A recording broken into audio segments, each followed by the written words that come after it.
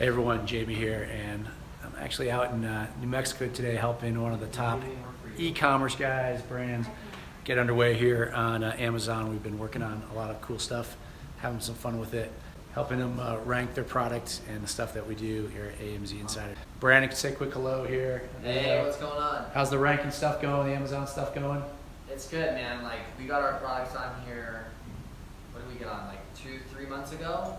And you know, it's like everybody's got Amazon stuff and everyone's a guru. And then I found out this guy's like sell $100 million worth of phone cases. And I was like, we should probably talk to him. That probably sounds like a good idea. Because most of the time, the people that are teaching stuff aren't actually doing it. But we've been sitting in this room, was it 3:40? So we've been sitting in this room since 9? Yeah, like 9 o'clock. And we basically have got every single strategy we need to take our Amazon business to 8 figures a month, for sure, 100%. Awesome.